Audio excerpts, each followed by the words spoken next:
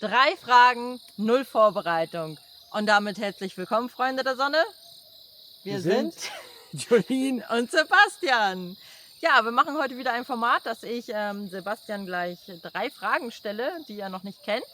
Und vorweg wollte ich noch einmal für alle, die uns lange nicht geschaut haben, neu dabei sind, erklären.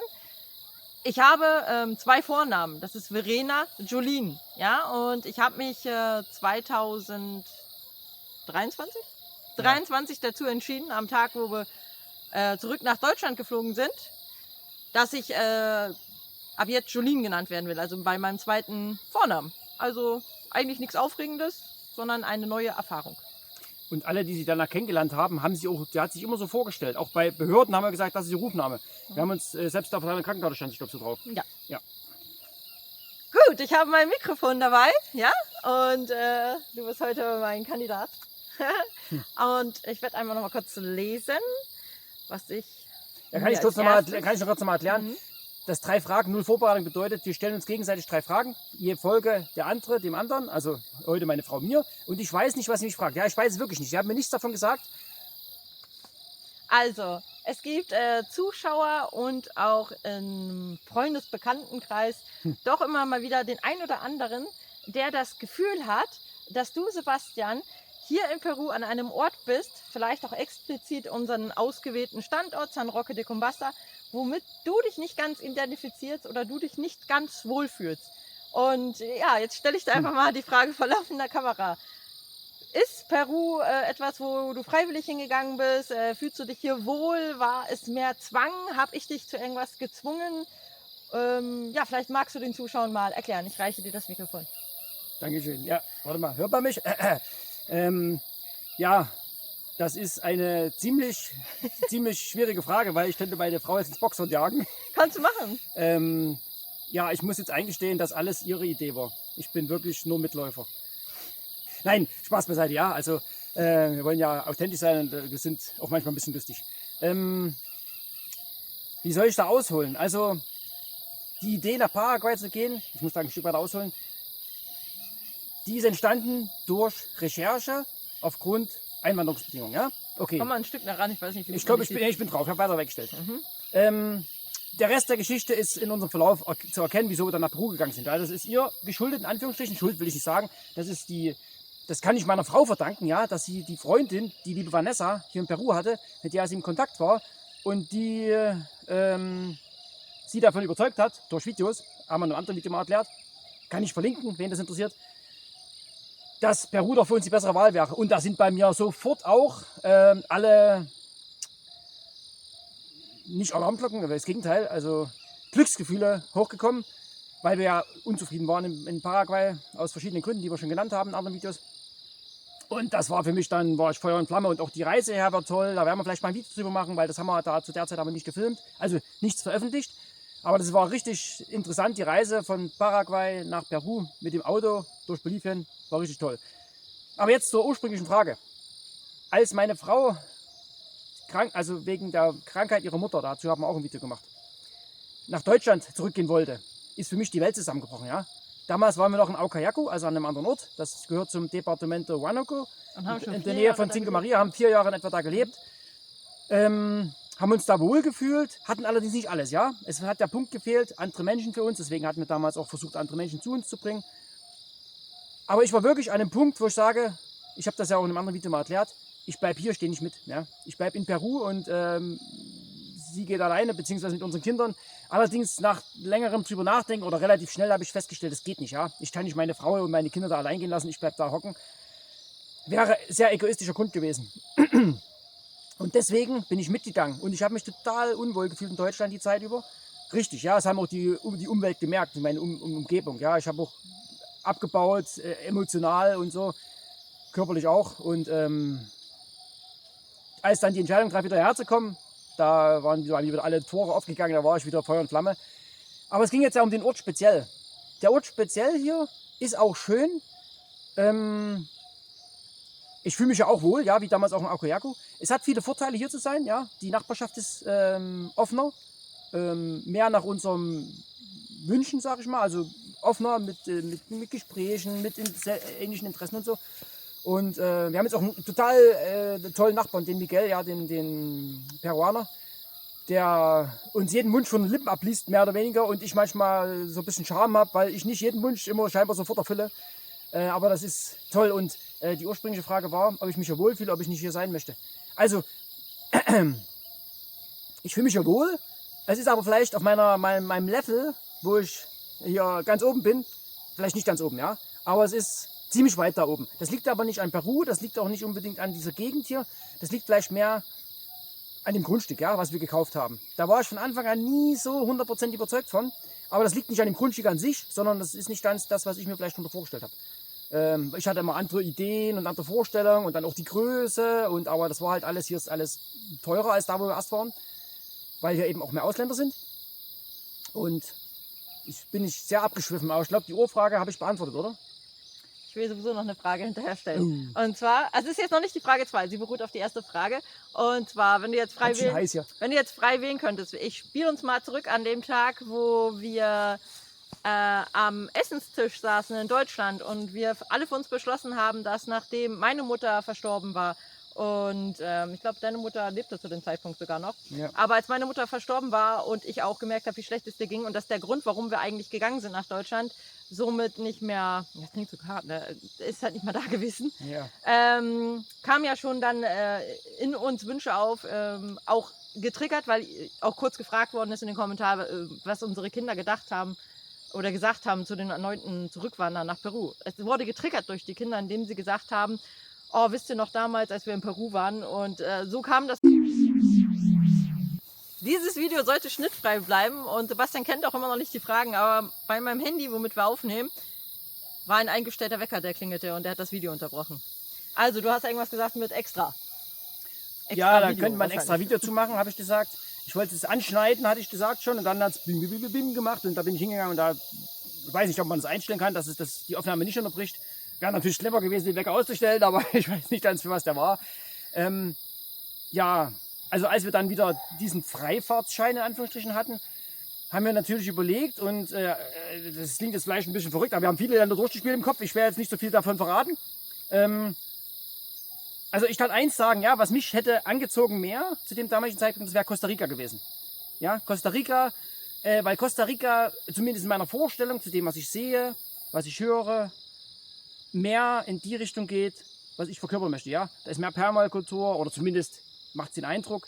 Da sind auch andere Menschen, die alternativ denken und ja, da gibt es viele Punkte, die dafür sprechen und wir haben es nicht gesehen. Ja, wir sind natürlich auch Entdecker und neugierig. Allerdings, ja, hier finanzieller Punkt. Das hat uns dann davon erstmal abgebracht. Und der Punkt noch, dass meine Frau gesagt hat, aufgrund der Aussage der Kinder, dass sie ja auch gerne wieder zurück nach Peru wollen, weil das Vertraute ist. Ja? Das Vertraute, wir wissen uns, wir finden uns da zurecht, selbst wenn wir jetzt an einem anderen Ort sind. Wir wissen die Geflogenheiten, das ist halt schon ein Unterschied, weil selbst in Ecuador oder selbst in Bolivien oder jetzt in Paraguay oder eben in Costa Rica oder in einem anderen Land in Südamerika, die Mentalität ist schon ein bisschen anders und auch die Sprache ist ein bisschen anders.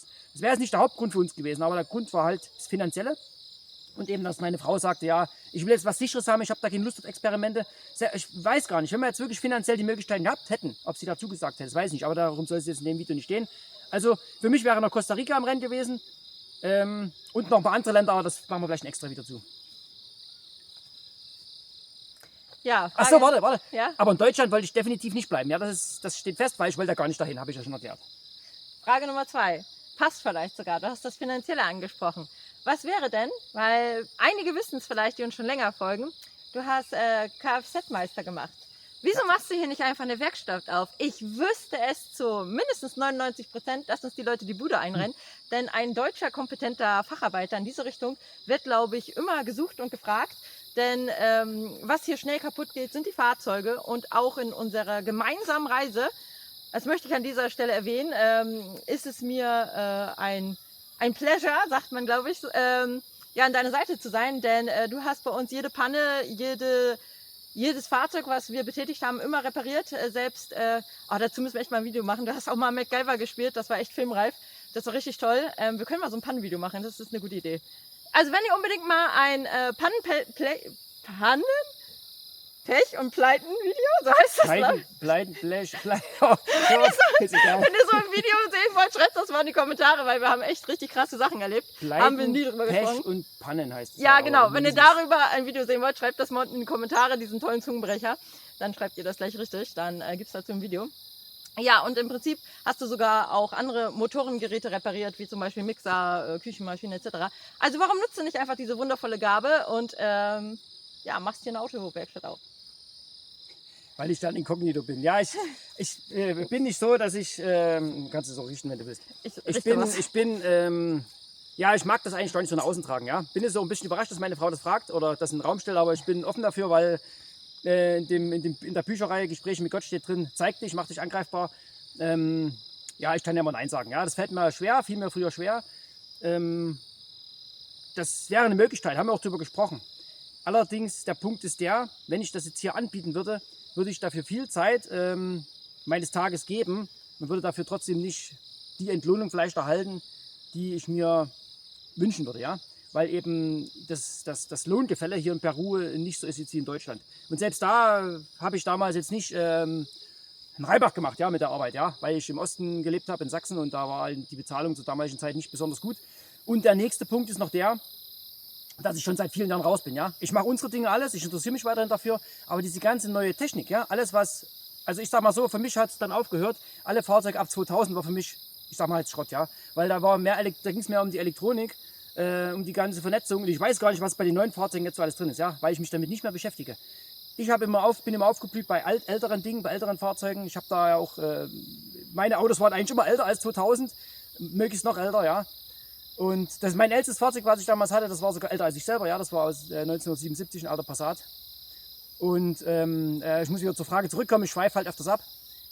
Ich könnte mir das theoretisch vorstellen, allerdings, habe ich meiner Frau auch schon erklärt, fehlen da einige Grundvoraussetzungen. Erstens mal wohnen wir abgelegen. Zweitens mal habe ich nicht wirklich viel Werkzeuge oder ja, Dinge, um das zu machen. Klar, das ist nicht unbedingt Ausstackerterm in Peru, weil die machen das halt mit wenig, geht das. Und dann weiß ich auch nicht, ob ich es machen möchte, weil meine Interessen eben nicht mehr so stark in dem Bereich sind wie damals. Ja. Wenn es um die Existenz gehen würde, dann würde ich in diesen, in Anführungsstrichen, sauren Apfel beißen. Ja, ist das ausreichend beantwortet? Ich kann ja noch ergänzen, es geht halt auch mit dahin her, aber du könntest jetzt auch einfach einen Therapeute irgendwie eine Werkstatt anmieten oder sowas. Also wir wollen möglichst viel Zeit als Familie verbringen und es wäre praktisch unsere letzte Lösung, wenn gar nichts mehr geht. Ja, das ist richtig. Über so einen Punkt, das haben wir nie drüber, es ist echt schwer, ja, weil wie meine Frau schon sagt, wir wollen Zeit miteinander verbringen, wir wollen Lebenszeit genießen, wir wollen nicht, dass einer von uns jetzt in Großteil der Woche, ja, sind wir ganz ehrlich, wenn du 8 Stunden arbeiten gehst, da kommt eine Stunde Pause, du sind bei 9, Hin- und Rückfahrt, eine Stunde bei vielen oder mehr, da ist am Tag nicht mehr viel Zeit übrig. Dann hast du gegebenenfalls mit deinem Partner noch versetzte Schichten, dann siehst du dich eine Woche so gut wie gar nicht und dann ist noch das Wochenende übrig, ja. Das wollen wir nicht, ja, wir wollen möglichst viel Zeit miteinander verbringen oder zumindest in der Nähe sein. Und wenn ich jetzt da irgendwo was anmieten würde, die Möglichkeit wird es geben, klar, haben wir jetzt gar nicht, sowas habe ich jetzt gar nicht mehr groß zugelassen oder dafür habe ich mich gar nicht groß geöffnet für diese Möglichkeit, dann ist der Punkt halt überhaupt nicht mehr gegeben. Ja, dann bin ich ja, Diener des Systems, was ich nicht unbedingt sein möchte. Das fand ich wichtig. Ja. So, jetzt kommen wir zur letzten Frage und das ist auch eine Frage, die immer wieder in den Kommentaren kommt, die uns auch Leute fragen. Ich weiß gar nicht, ob du das alles antworten willst. Weiß nicht, ob du antworten willst. Ja, jetzt gab es nochmal einen Schnitt. Der Buddy ist hier gegen das Stativ gelaufen und dann ist das hier umgekippt. Und deswegen. Ja, der Hund ist manchmal ein bisschen wild, ja. Also jetzt kommt er wieder. Geh weg da. Also wenn ihr wissen wollt, warum wir einen Hund haben, können wir hier verlinken. Und kommen wir jetzt zu der dritten Frage, die wir unterbrechen mussten. Ich verliere schon meine Stimme. Und zwar ist es ja so, dass wir unseren, sag ich mal, Körper mit allen Nährstoffen versorgen wollen. Das ist ja auch unser Grundprinzip der Prävention, damit wir nicht krank werden. Und ich dachte, vielleicht kannst du uns mal so ein bisschen erzählen, weil das kam auch wieder in den Kommentaren, so nach dem Motto, dass du keinen Plan hast, was du da tust. Und vielleicht kannst du mal so ein bisschen erzählen, welche Selbstexperimente du schon gemacht hast oder welche Erfahrung du gesammelt hast mit welcher Ernährungsform. Und kannst das einfach mal so kundtun. Ich hoffe, das schweift jetzt nicht aus und wird das keine halbe Stunde lang. Also nur so ansatzweise, ja? Ja, ich weiß, das könnte ein extra Video werden. Ich habe schon gerade drüber nachgedacht. Ja, es macht vielleicht einen Eindruck, es kann sein. weil wir nicht immer alles gezeigt haben. Und wer uns jetzt früher nicht verfolgt hat, der wird es nicht wissen. Wie ich schon mal erwähnt habe, also ich habe meine Ernährung umgestellt 2013, Ende 2013, also Anfang 2014, im Jahreswechsel. Und seitdem wir dann zusammen sind, wir haben uns am Anfang intensiv damit beschäftigt. Ja, wie gesagt, da gibt es Videos von 2014 von uns beiden, ja. Und wir sind nie, das habe ich ja vor kurzem erst gesagt, nie die, in Anführungsstrichen, Veganer gewesen, aus tierrechtlichen Gründen, sondern fast von Anfang an meine Frau von Anfang an. Bei mir war es relativ schnell gekommen, nachdem ich das aus tierrechtlichen Gründen durch verschiedene Dokus gesehen habe und dann dachte, nee, das geht nicht mehr. Dann aus gesundheitlichen Gründen, ja, aus gesundheitlichen Gründen. Das heißt, deswegen sind wir jetzt auch wieder ein bisschen zurückgeschwiffen und haben gesagt, rein pflanzlich gibt uns nicht alles das, also hier in Peru, wo wir sind, mit unseren Möglichkeiten, nicht das, was wir brauchen. Und deswegen haben wir zwischendrin verschiedene Dinge probiert. Verschiedene verschiedene Abstufungen oder Spezialformen in der veganen Ernährung. Ja, vegane Ernährung heißt ja nicht einfach nur kein Fleisch und keine tierischen Produkte zu essen. Da gibt es ja viele Variationen noch. Ich mache mal ein extra Video zu. Jedenfalls, was bei mir damit dazu kommt als Prävention, ich mache aktuell gar nichts, ja, wenig. Ich mache ein bisschen Sport, also es ist wenig. Ich bin mich auf dem Grundstück betätigen körperlich, das ist relativ viel bei einer Bewegung aktuell. Dann mache ich früh jeden Tag seit einer gewissen Zeit Liegestütze. Eine Zeit lang habe ich mir vorgenommen, jeden Tag 100 zu machen, habe ich gemacht. Jetzt habe ich es ein bisschen verändert, ja, ein bisschen verändert. Deswegen mache ich nicht mehr das jetzt nach dem Plan, ich muss unbedingt 100 machen. Also mal sind es bloß 80, mal sind es bloß 60. Da mache ich es mal gar nicht, wenn ich mich nicht fühle. Aber ich versuche es zu machen. Dann habe ich intensiv eine Zeit lang gemacht, als wir in Deutschland waren, also am Ende von Peru, also im Jahr 23, die ganze Zeit in Deutschland eigentlich und am Anfang noch in Peru, bevor wir zum Grundstück gezogen sind, habe ich gemacht Atemtraining nach, was habe ich so wieder Namen im Kopf? Wim Hof, ja, Wim Hof. Ich habe es geschafft, dann bis zu 3 Minuten den Atem anzuhalten. Fast, ja, und da bin ich fast ohnmächtig geworden. Also das ist wirklich, also ich habe es halt, das habe ich mit Absicht gemacht, ja. Und das ist eine richtig gute Erfahrung. Aktuell mache ich es nicht, das ist unserem Haus geschuldet, in Anführungsstrichen, weil ich da nicht den Ort habe, wo ich es machen könnte. Ja, es klingt jetzt vielleicht ein bisschen irre, aber ich setze mich da in der Regel hin. Ich mache es nicht im Liegen, da ist die Schläfrigkeit zu groß. Ich mache es im Sitzen und dann tue ich mich da rein, mache ich mehrere Durchgänge quasi und immer länger. Ja? Und das Atem ist erstens laut. Und das Atem ist teilweise laut, ja, das Atem ist teilweise laut und ich brauche auch Ruhe dazu, will Ruhe haben. Also am Tagsüber sind die Kinder meistens zu laut, da ist mir im Haus oben zu heiß. Ich will auch meine Einsamkeit haben, in Anführungsstrichen, ja. Ich mag da nicht, dass jemand daneben ist. Oder dass Mücken ihn stechen. Oder ja, es gibt verschiedene Punkte und deswegen habe ich es jetzt nicht mehr gemacht. Allerdings, das hat mir geholfen und ich müsste es eigentlich wieder tun, ja, wenn ich die Bedingungen dazu habe. Es ist jetzt eigentlich wieder jammern, ja, ich könnte es irgendwie, würde ich es bestimmt hinkriegen. Das muss ich kurz überlegen. Ich habe eine Zeit lang meditiert. Das ist alles ja mehr fürs Mentale, jetzt nicht unbedingt, wobei die Atemübung ist auch fürs Körperliche mit, ja. Ich kann euch jetzt nicht im Detail erzählen, für was das gut ist, aber es hat positive Effekte auf mich gehabt. Auch auf mein Gemüt, ja. Wir nehmen verschiedene Supplemente, weil eben uns die Ernährung nicht alles gegeben hat. Was tue ich sonst noch? Das Augentraining mit der Brille, was ich zu wenig mache, aber da werde ich jetzt demnächst, habe ich ja schon gesagt, über diese Lochbrille bzw. Rasterbrille mal ein extra Video machen. Und da, ja, ich will nicht zu viel verraten, ja. Jetzt musst du mir sonst kurz auf die Sprünge helfen. Ja, du hast in der Ernährung auch noch ein bisschen mehr Experimente gemacht, wie zum Beispiel Saftfasten, ja, Fastenkuren. Aber das ist, okay, das wollte ich jetzt halt nicht so sehr sagen. Ja, ja, ich wollte noch ein, zwei Sachen. Mein längstes Fasten waren 21 Tage. Saftfasten. Saftfasten, ja. Saftfasten. Reines Fasten, nur Wasserfasten. Also Trockenfasten habe ich nie gemacht. Ist auch bei den Temperaturen nicht anzuraten. Also ich würde es nicht machen. Wasserfasten habe ich glaube, 3 Tage am Stück gemacht. Oder war es auch schon länger, weiß ich nicht mehr ganz genau. Habe ich mal eine Woche gefastet? Ich merke mir solche Dinge nicht so gut, ja. Habe ich jedenfalls auch schon ein paar Mal gemacht. Saftfasten, wie gesagt, einen längeren Zeitraum. Ich habe eine längere Zeit die schleimfreie Heilkost nach Arnold Ehret gemacht. Und verschiedene Experimente, andere noch, ja. Dann, das weiß ich nicht mehr ganz. Bin ich schon abgeschwiffen? Was mache ich sonst noch? Du kennst mich ja. Weil manchmal vergesse ich einfach Dinge, die also alltäglich sind. Ja, ich wollte gerade sagen, manches ist für uns alltäglich, aber es gehört mit dazu, eigentlich für einen gesunden Biorhythmus. Das ist, dass wir ganz straffe Zeiten haben, wenn wir aufstehen und zu Bett gehen. Dass die Zeiten immer die gleichen sind. Wir versuchen da keine Ausnahme zu machen. Oder dass wir gucken, dass wir nicht zu spät mehr essen. Das sind solche Kleinigkeiten. Ja. Aber ich wollte es auch nicht zu vertiefen. Ich wollte es nur anschneiden, dass wir da, oder du, das ging jetzt ja mehr um dich, weil das ist untereinander auch noch mal ein bisschen individuell, da ein paar Experimente schon gemacht haben. Und vielleicht habt ihr auch schon richtig krasse Experimente gemacht für eure Prävention und Gesundbleibung und Haltbarkeit von euren Tempel, von eurem Körper. Und habt Dann, noch Tipps? Ja? ja, genau, dann schreibt mal eure Erfahrungen, was ihr gemacht habt, damit ihr euren Körper lange fit und gesund haltet. Sowas ist natürlich immer wissenswert. Und ich gebe dir sowieso gleich das Schlusswort. Ja, ich hoffe, dass ihr zufrieden seid mit unseren 3 Fragen-Runden. Wenn sie euch gefallen, dann könnt ihr uns auch eine E-Mail schreiben. Hier in dem Fall eine E-Mail, damit der andere die Frage nicht sieht. Und dann müsstet ihr in den Betreff reinschreiben, Frage an Jolene oder Frage an Sebastian, damit der entsprechende, an den die Frage halt, also wenn die Frage an Sebastian geht, werde ich die E-Mail lesen und andersrum etc., dass ihr das dann per E-Mail bitte schreibt, damit das nicht schon vorher in den Kommentaren erwähnt wird. Ja, das wollte ich auch noch mit erwähnen, aber das hat jetzt meine Frau schon gemacht. Wir danken euch fürs Dranbleiben bis zum Ende. Wenn ihr es bis zum Ende gesehen habt, dann schreibt doch mal in die Kommentare. Ich überlege. Kokosnuss, ja. Kokosnuss. Und wer uns etwas Gutes tun möchte, kann uns auch gern eine Kokosnuss spendieren bei Kofi, ja.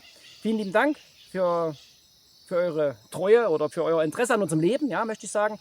Und wir sehen uns bald wieder. Morgen, ja, morgen. Tschüss.